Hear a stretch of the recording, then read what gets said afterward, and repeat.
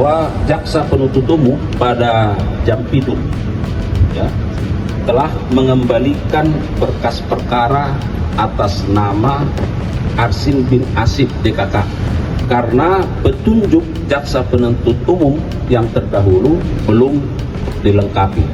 Beda pendapat soal korupsi, Kejagung 2 kali kembalikan berkas perkara pagar laut ke Bareskrim. Kejaksaan Agung, Kejagung, dan Polri beda pendapat soal kerugian negara dalam kasus pagar laut Tangerang. Kejaksaan Agung lantas mengembalikan berkas perkara dugaan pemalsuan surat lahan pagar laut di Tangerang kepada Bareskrim Polri. Ini kali kedua berkas dikembalikan.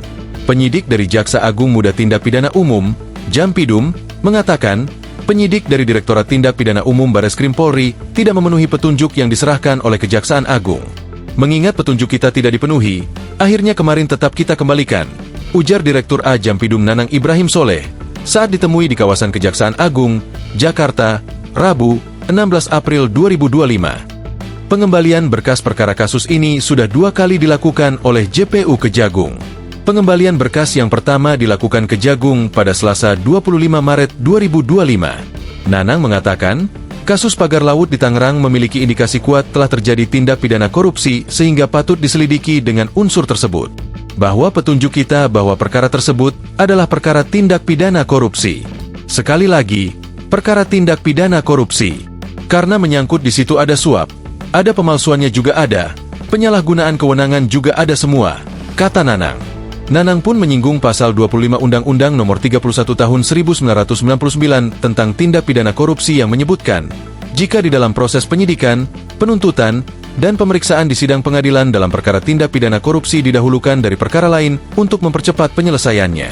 Jampidu menyebutkan, kasus ini sebaiknya ditangani oleh Kortas Tipikor yang mengusut khusus kasus-kasus soal korupsi. Intinya kita kembalikan untuk diteruskan ke Kortas Tipikor, lanjut dia. Artinya, berkas pagar laut di Tangerang yang sudah ditangani oleh Dirtipidum Polri akan disatukan dengan berkas yang tengah didalami Kortas Tipikor, mengingat suatu perkara tidak boleh diusut 2 kali. Bahwa jaksa penuntut umum pada Jampidu telah mengembalikan berkas perkara atas nama Arsin bin Asib DKK yang disangka melanggar pasal-pasal pemalsuan pada tanggal 14 April 2025 dengan surat nomor B1343. Diberitakan sebelumnya, Bareskrim Polri telah mengirimkan kembali berkas perkara kasus dugaan pemalsuan surat izin di lahan pagar laut di Tangerang. Direktur Tindak Pidana Umum Bareskrim Polri Brigjen Pol Juhandani Raharjo Puro mengatakan, pihaknya yakin bahwa kasus ini masih berfokus pada dugaan pemalsuan surat, bukan tindak pidana korupsi.